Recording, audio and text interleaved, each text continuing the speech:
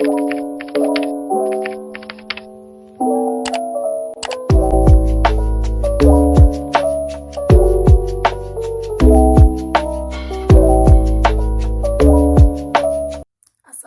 warahmatullahi wabarakatuh. Halo teman-teman semuanya.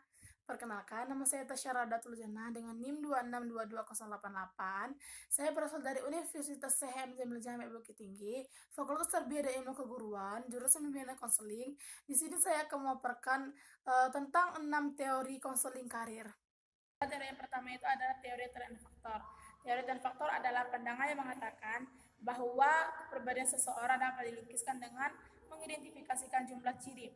Sejauh ini tampak dari hasil tes psikologis yang mengukur masing-masing dimensi kepribadian itu. Konseling teori trait and faktor berpegangan pada pandangan yang sama dan menggunakan tes psikologis untuk menganalisis atau mendiagnosis seseorang mengenai ciri-ciri dimensi atau aspek kepribadian tertentu yang diketahui mempunyai relevansi terhadap keberhasilan atau kegagalan seseorang dalam jabatan dan mengikuti suatu program studi. Terus yang selanjutnya itu ada asumsi dasar teori trait and faktor. Menurut Miller ada beberapa asumsi yang mendasari lahirnya teori trait and faktor. Yang pertama itu perkembangan vokasional sebagian besar merupakan suatu proses kognitif. Yang kedua, okupasional merupakan sesuatu yang tunggal. Yang ketiga, setiap orang berpendapat suatu tentang yang benar dalam pilihan vokasional. Yang keempat, satu tipe orang untuk setiap pekerjaan. Yang kelima, terdapat satu pilihan okupasional yang tersedia bagi setiap individu. Sedangkan menurut Fredrickson ada beberapa asumsi. Yang pertama itu setiap individu memiliki pola-pola sifat-sifat yang unik dan dapat diukur. Yang kedua, mencocokkan sifat-sifat individu dengan sifat-sifat pekerja. Yang ketiga, makin dekat kecocokan antara sifat-sifat individu dengan sifat pekerjaan.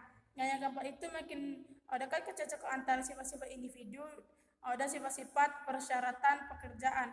Terus yang selanjutnya itu ada penerapan teori trait and faktor. Secara garis besar ada 4 langkah kerja yang diterapkan oleh konselor.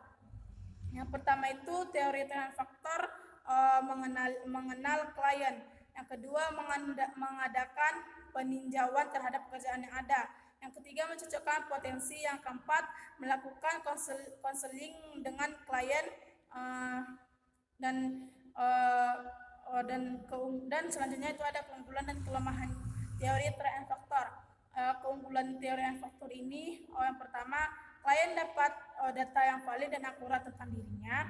Yang kedua, klien mendapatkan berbagai penawaran terhadap pilihan pekerjaan dan lain sebagainya. Terus selanjutnya klien mendapatkan berbagai informasi tentang dunia pekerjaan. Yang selanjutnya klien akan lebih puas apabila mendapatkan karir sesuai dengan analisis sifat dan faktor. Yang selanjutnya penekanan pada aspek kognitif. Terus ada kelemahan teori dan faktor. Yang pertama itu klien lebih bersifat pasif. Terus selanjutnya klien lebih frustasi apabila tawaran karir tidak ia dapatkan. Terus kurang diperhatikannya peran keluarga dekat, terus kurang diperhatikannya perubahan dalam kehidupan masyarakat. Terus ada selanjutnya itu ada implikasi teori trait and faktor. Yang pertama itu individu memiliki sifat-sifat yang berhubungan dengan pemikiran atau pemilihan okupasional. Yang kedua, membantu dengan mempelajari tentang perasaan-perasaan karya dan bagaimana hubungannya. Dan yang terakhir itu ada karya pembelajaran bagaimana mengumpulkan, menerapkan, memahami informasi. Selanjutnya itu ada teori Ginsberg. Teori Ginsberg ini merupakan hasil kerjasama satu tim yang mempelajari tentang pengaruh perkembangan terhadap pemilihan karir. Teori perkembangan karir dari Ginsberg yang mengatakan bahwa anak dan remaja melewati 3 tahap pemulihan karir. Yang pertama itu fantasi, tentatif, dan realistis. Saat ditanya jika besar, anak akan mungkin menjawab seperti dokter, pahlawan, guru, polisi, bintang film, atau sejumlah pekerjaan lainnya. Tahap perkembangan karir Gisbert ini yang pertama itu tahap fantasi, usia muda masa kanak-kanak sebelum usia 11 tahun. Yang kedua itu ada tahap tentatif, awal masa remaja usia 11 tahun sampai 17 tahun. Karakteristik ini pengenalan minat, kemampuan, imbalan kerja, dan nilai. Yang ketiga itu ada tahap realistis, pertengahan masa remaja usia 17 tahun hingga awal masa dewasa. Adapun yang menjadi dasar pandangan Gisbert tentang pilihan okupasional adalah yang pertama itu pilihan okupasional adalah suatu proses perkembangan yang secara khas berlangsung sepanjang periode usia 10 sampai 15 tahun. Yang kedua itu proses itu sebagian besar tidak dapat dipengaruhi. Yang ketiga, pilihan okupasional berakhir dalam suatu kompromi antara minat, kapasitas, nilai-nilai, dan kesempatan. Dan yang keempat itu ada 3 periode pilihan okupasional, yaitu fantasi, tentatif, dan realistik. Itu ada teori Ru. Pilihan karir menurut teori Ru, teori ini biasanya disebut dengan pemilihan karir dengan pendekatan kebutuhan. Tujuan seseorang mempersiapkan diri dengan berbagai keterampilan ilmu pengetahuan yang ada, pada prinsipnya adalah untuk mendapatkan sebuah pekerjaan yang akan dilalui dengan kehidupannya. Terus selanjutnya itu ada pemilihan karir berdasarkan pola asuh. Pilihan karir berdasarkan pola asuh dibagi menjadi 2 bagian.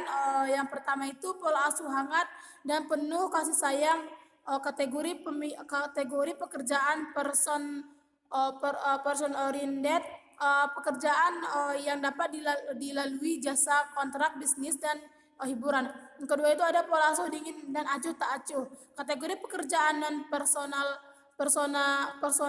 oriented, pekerjaan yang dapat dilalui teknologi pekerjaan di luar dan ilmu pengetahuan. Selanjutnya itu ada tingkat karir menurut Ru. Ada 6 tingkat karir yang dapat dilalui oleh seseorang. Yang pertama itu profesional dan manajerial. Manajer 1 mencakup penciptaan, pembaruan, dan manajer puncak.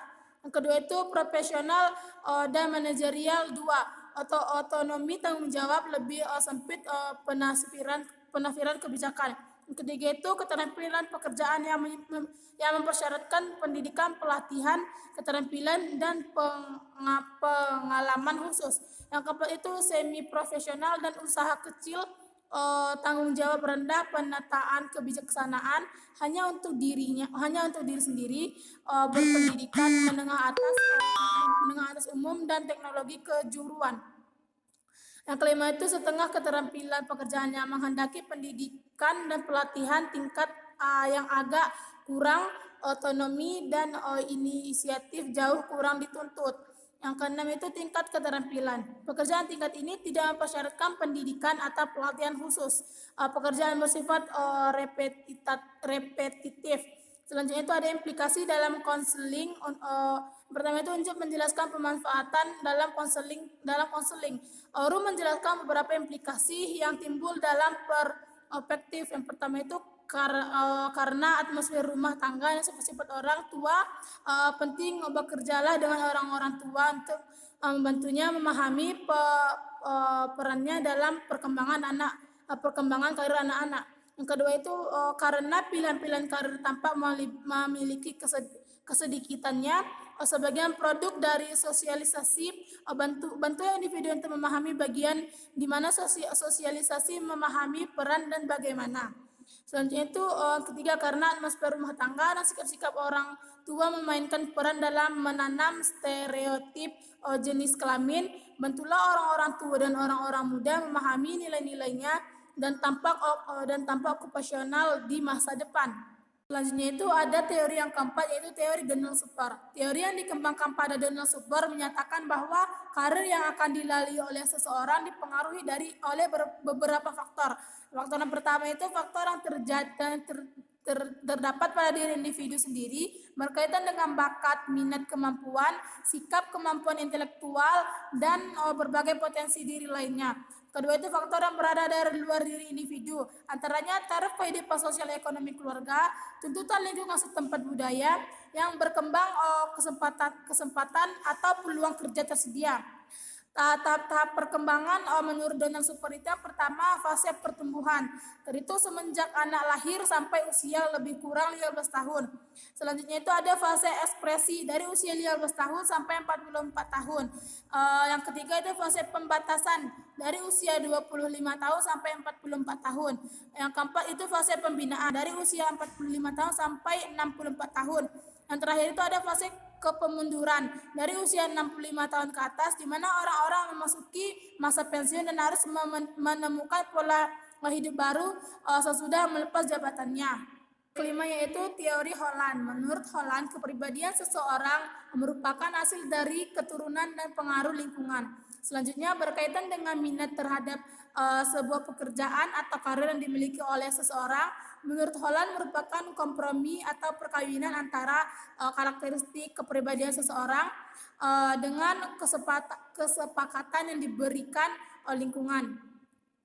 Di antaranya kesempatan tersebut adalah peluang perkembangan kesempatan berkarya dan berinteraksi dengan wajar, sehingga karir mencerminkan life history bagi diri seseorang.